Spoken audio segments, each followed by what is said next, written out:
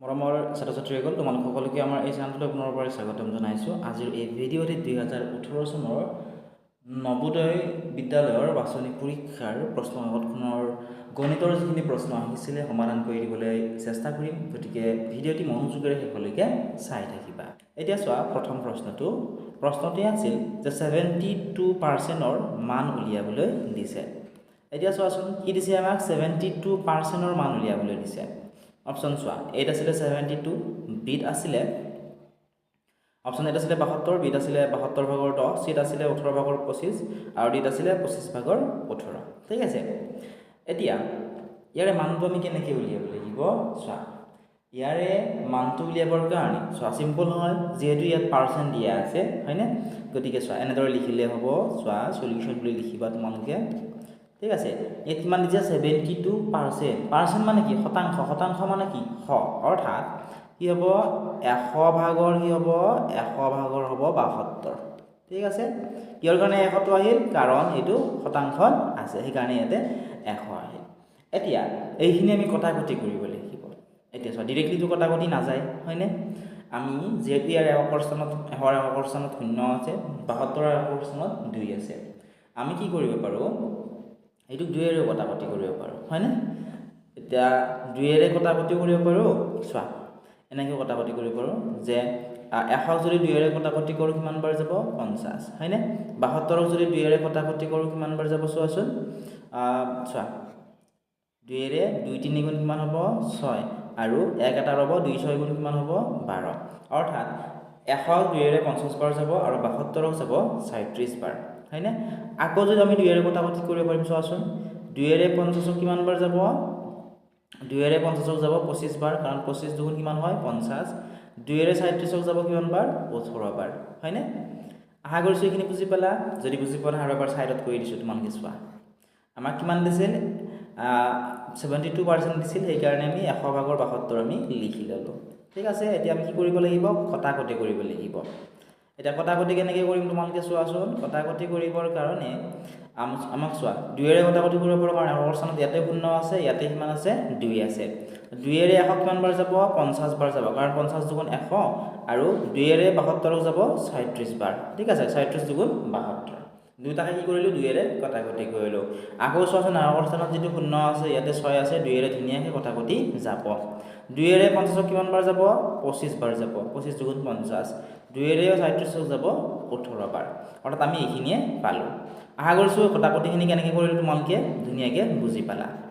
এতিয়া চোৱা আমি কি পালোঁ চোৱাচোন। ওপৰত কিমান পালোঁ, ওপৰত পালোঁ আমি 18 হয়নে, ওপৰত 18 পালোঁ, তলত কিমান পালোঁ আমি 25 পালোঁ। ঠিক আছে, অৰ্থাৎ 25/18 বা ইংৰাজীত যদি আমি কওঁ 18/25। 25/18 ক'ত আছে চোৱাচোন অপশ্যন নাম্বাৰ ডিত আছে। গতিকে এই কুৱেশ্যনটিৰ অপশ্যন নাম্বাৰ ডি হ'ব কাৰেক্ট আনচাৰ। আশা কৰিছোঁ ধুনীয়াকৈ তোমালোকে এইখিনি বুজি পালা আৰু এনেকুৱা ধৰণৰ প্ৰশ্ন আহিলে তোমালোকে পৰীক্ষাত ধুনীয়াকৈ উত্তৰটো উলিয়াব পাৰিবা। এতিয়া আমি নেক্সট কুৱেশ্যনটিৰ আনচাৰ উলিয়াবলৈ চেষ্টা কৰোঁ। কুৱেশ্যনটি আছিল যে এজন মানুহে 23,600 টকাত এটা ৰেফ্ৰিজাৰেটৰ ক্ৰয় কৰে। অৰ্থাৎ এজন মানুহে 23,600 টকাত কি কৰিছিল এটা ৰেফ্ৰিজাৰেটৰ অৰ্থাৎ ফ্ৰিজ এটা কি কৰিছিল কিনিছিলে। ৰেফ্ৰিজাৰেটৰটো মেৰামতি কৰোঁতে ঠিক আছে, অৰ্থাৎ 23,600 টকাত কিনিলে, কিনাৰ পিছত মেৰামতি কৰোঁতে অৰ্থাৎ এইখিনি কিবা ভাল কৰোঁতে তেওঁৰ আৰু 1400 টকা কি হ'ল ব্যয় কৰে, অৰ্থাৎ তেওঁৰ আৰু 1400 টকা কি হ'ল খৰচ হ'ল। যদিহে সেই 23,600 টকাত কিনাৰ পিছত আৰু 1400 টকা খৰচ কৰাৰ পিছত তেওঁ সেইটো 4,000 টকা লাভ লৈ অন্য এজনৰ তাত বিক্ৰী কৰি দিয়ে, তেন্তে এই ৰেফ্ৰিজাৰেটৰৰ বিক্ৰী দামটো কিমান হ'ব আমাক উলিয়াবলৈ কৈছে। অৰ্থাৎ 23,600 টকাত কিনিলে, 1400 টকা আৰু খৰচ কৰিলে সেই ৰেফ্ৰিজাৰেটৰৰ নামত, গোটেইখিনি খৰচ কৰাৰ পিছত আৰু 4,000 টকা লাভ লৈ সেই দোকানীজনে বা মানুহজনে অন্য এজন মানুহৰ তাত সেই ৰেফ্ৰিজাৰেটৰটো বিক্ৰী কৰি দিলে।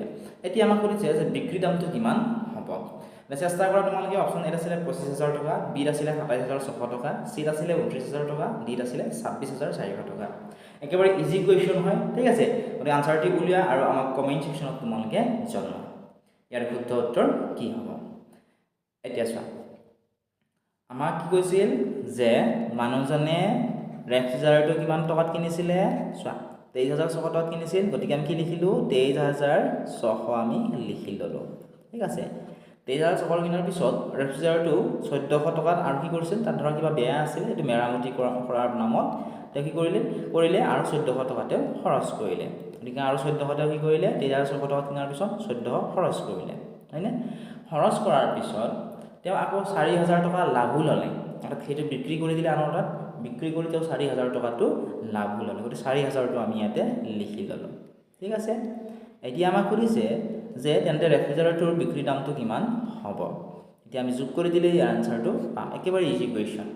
0 কেইটা যোগ কৰিলে হ'ব 0, একেটা 0 যোগ কৰিলে আমি পাম 0, 6ৰ লগত 4 যোগ কৰিলে 6 4 10, 10ৰ লগত 0 যোগ কৰিলে হ'ব 10, 10ৰ 0 পাতিম, হাতে যাব 1, 3 1 4, 4 4 8, হাতে থকা 1টো যোগ কৰিলে হ'ব 9 আৰু ইয়াতে হ'ব 2। অৰ্থাৎ কিমান পালোঁ আমি এই প্ৰশ্নটোৰ শুদ্ধ উত্তৰ? এই প্ৰশ্নটোৰ শুদ্ধ উত্তৰটো পালোঁ আমি 29,000 টকা। 29,000 টকা ক'ত আছে? অপশ্যন চিত আছে। এই অপশ্যনটোৱে হ'ব এই কুৱেশ্যনটিৰ শুদ্ধ উত্তৰ। যদি তোমালোকে ভালদৰে বুজি পাইছা, ভিডিঅ'টো লাইক কৰি দিয়া আৰু এটা আমাক কমেণ্ট ছেকশ্যনত কমেণ্ট কৰি জনোৱা। লগতে যিসকল ছাত্ৰ ছাত্ৰীয়ে নবোদয় বিদ্যালয়ৰ অনলাইন ক্লাছত জইন কৰা নাই, জইন কৰি ল'বলৈ নাপাহৰিবা। ডেছক্ৰিপশ্যনত দিয়া লিংকত ক্লিক কৰি আমাৰ এপটো ডাউনলোড কৰা, এপত তোমালোকে অনলাইন ক্লাছ কৰিব পাৰিবা। হোৱাটছআপ নম্বৰ দিয়া আছে, ডেছক্ৰিপশ্যনৰ কমেণ্ট ছেকশ্যন চেক কৰিবা, তাত তোমালোকে আমাক হোৱাটছআপ মেছেজ কৰি অথবা কল কৰি আমাক ইয়াৰ বিষয়ে সুধিব পাৰিবা। এতিয়া তোমালোকে নেক্সট কুৱেশ্যনটো চোৱাচোন। বাৰ্ষিক সুতৰ হাৰ 5% হোৱাৰ ক্ষেত্ৰত কিমান বছৰত 4,000 টকা 4,800 টকা হ'ব? বাৰ্ষিক সুতৰ হাৰ 5% হোৱাৰ ক্ষেত্ৰত কিমান বছৰত 4,000 টকাটো 4,800 টকা হ'ব উলিয়াবলৈ কৈছে। অপশ্যন চোৱা, এত আছিলে 3 বছৰ, বিত আছিলে 4 বছৰ, চিত আছিলে 2 বছৰ আৰু ডিত আছিলে 6 বছৰ। এতিয়া আমি ইয়াৰে উত্তৰটো উলিয়াব লাগিব। চোৱা, প্ৰশ্নটো আমাক কি কৈছে যে বাৰ্ষিক সুতৰ হাৰ 5% হোৱাৰ ক্ষেত্ৰত কিমান বছৰত 4,000 টকাটো 4,800 টকা হ'ব। এতিয়া ইয়াৰে উত্তৰটো আমি কেনেকৈ উলিয়াম? যদি তোমালোকে উত্তৰটো উলিয়াব পাৰিছা, আমাক তোমালোকে যদি প'ষ্ট কৰি জনোৱা, ঠিক আছে। কমেণ্ট ছেকশ্যনত কমেণ্ট কৰা, কিমান পৰিছা তোমালোকে নিজকে টেষ্ট কৰা। এতিয়া চোৱা, বাৰ্ষিক সুতৰ হাৰ মানে কি হয়? সৰল সুত, হয়নে? বাৰ্ষিক সুতৰ হাৰ মানে কি হয়? সৰল সুত। চ' আমি লিখিব লাগিব যে সৰল সুত, ঠিক আছে। তোমালোকে লিখিবা ধুনীয়াকৈ, সৰল সুত। সৰল সুত কিমান হৈছে? মুঠ পইচা কিমান হৈছে? 4,800 টকা, হয়নে? 4,800 টকা আছিলে 5% হোৱাৰ ক্ষেত্ৰত, ঠিক আছে। এতিয়া মূল পইচা কিমান আছিলে? মূল পইচা আছিলে 4,000 টকাটো মূল পইচা আছিল। সুত বাঢ়ি বাঢ়ি গৈ কিমান হৈছিলে? 4,800 টকা। এতিয়া সৰল সুতটো কেনেকৈ উলিয়াম? 4,800ৰ পৰা 4,000টো বিয়োগ কৰি দিলেই হ'ল। অৰ্থাৎ 4,800ৰ পৰা যদি আমি 4,000 বিয়োগ কৰোঁ, কিমান পাম? 400 টকা আমি পাম। এই 400 টকাটো হৈছে সৰল সুত, ঠিক আছে। 5% লোৱাৰ ক্ষেত্ৰত 5% লোৱাৰ পিছত যদি 400 নহ'ব, চৰি, এইটো 800 হ'ব, ঠিক আছে। মোৰ এইটো টাইপ কৰোঁতে ভুল হ'ল, তোমালোকে শুধৰাই লোৱা। এইটো চোৱা, 4,800ৰ পৰা 4,000 বিয়োগ কৰিলে কিমান হ'ব? 800 টকা হ'ব, ঠিক আছে, 800 টকা। এতিয়া আমি কি কৰিব লাগিব? যিটো ইয়াৰে সূত্ৰ আছিল, এনেকুৱা ধৰণৰ প্ৰশ্ন যেতিয়া দিয়ে তেতিয়াহ'লে আমি এই সূত্ৰটো প্ৰয়োগ কৰিব লাগিব, ঠিক আছে, SI। আৰু ইয়াতে লিখিব লাগিব এনেকৈ যে এইটো হৈছিল সূত্ৰ, ঠিক আছে। সূত্ৰ তোমালোকে মনত ৰাখিবা। ইয়াতে হ'ব P ইনটু R ইনটু কি হ'ব? P ডিভাইডেড বাই কি হ'ব? 100। এইটো হৈছে ইয়াৰে সৰল সুত উলিওৱাৰ সূত্ৰ, ঠিক আছে। এনেকুৱা ধৰণৰ প্ৰশ্ন যেতিয়া দিব পৰীক্ষাত, তেতিয়াহ'লে এই সূত্ৰটো আমি প্ৰয়োগ কৰিব লাগিব। এই সূত্ৰটো তোমালোকে মনত ৰাখিবা। ইয়াত P মানে হৈছে মূলধন, ঠিক আছে। R মানে হৈছে সুতৰ হাৰ, অৰ্থাৎ ৰেট অফ ইণ্টাৰেষ্ট, আৰু T মানে হৈছে টাইম, টাইম মানে হৈছে সময়, ঠিক আছে। এতিয়া চোৱা, SI কিমান পালোঁ? সৰল সুত কিমান পালোঁ? 800, ঠিক আছে। চিম্পল ইণ্টাৰেষ্ট কিমান হ'ল? SI, ঠিক আছে। চিম্পল ইণ্টাৰেষ্ট কিমান হ'ল? চোৱা, আমি লিখিব লাগিব যে SI কিমান পালোঁ? 800 পালোঁ, 800 লিখা, 800, ঠিক আছে। নেক্সট চোৱা, P মানে কি আছিলে? মূলধন। মূলধন কোনটো? এই 4,000 টকাৰ পৰাহে হৈ গ'ল 4,800 হ'ল, তো মূলধন কি হ'ব? 4,000 টকা হ'ব।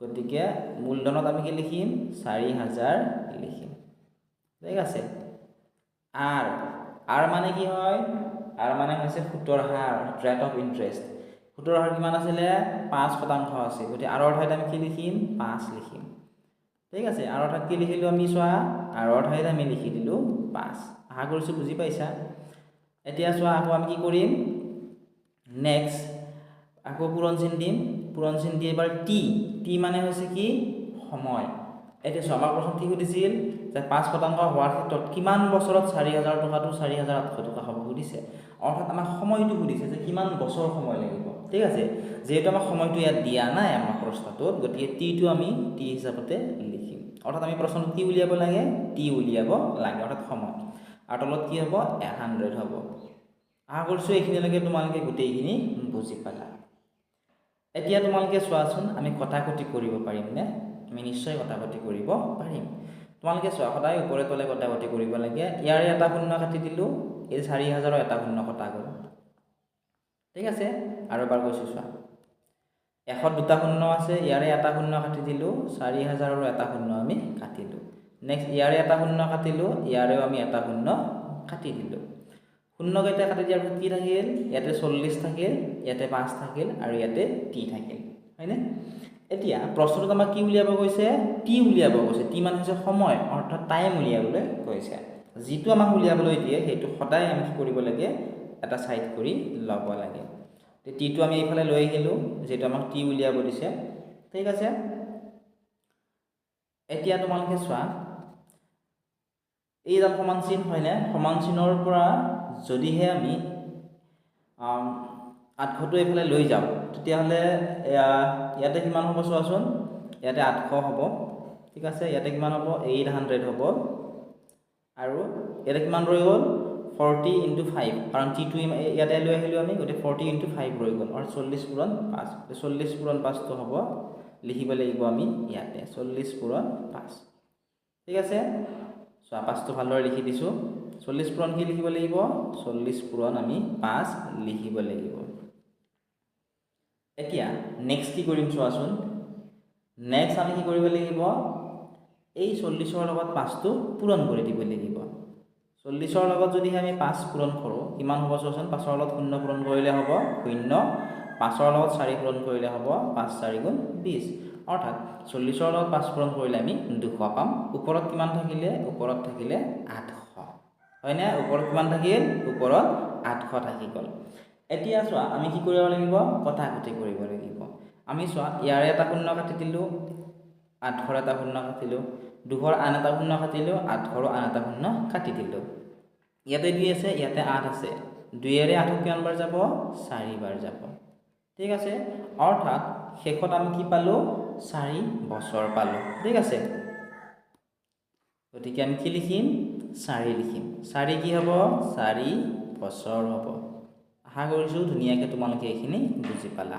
অৰ্থাৎ ইয়াৰ পৰা আমি কি গম পালো যে বাৰ্ষিক সুতৰ হাৰ 5% হোৱাৰ ক্ষেত্ৰত 4 বছৰত 4000 টকাটো 4800 টকা হ'ব গতিকে এই কুৱেশ্যনটিৰ অপচন নম্বৰ 2 কাৰেক্ট আনসাৰ হ'ব আশা কৰিছো ধুনীয়াকৈ তোমালোকে ইয়াৰ উত্তৰখিনি কেনেদৰে উলিয়াব লাগে বুজি পালা ইয়াৰ সম্পূৰ্ণ ভিডিওটি তোমালোকে আমাৰ অনলাইন ক্লাছত পাবা যে অকল ছাত্ৰ-ছাত্ৰী অনলাইন ক্লাছত জয়েন কৰা নাই জয়েন কৰি ল'বলৈ নাপাহৰিবা ডেসক্ৰিপশনত আমাৰ এপটোৰ লিংক দি থোৱা আছে হোৱাটছআপ নম্বৰ দিয়া আছে তাত তোমালোকে মেছেজ কৰি আমাৰ অনলাইন ক্লাছত জয়েন কৰি ল'ব পাৰিবা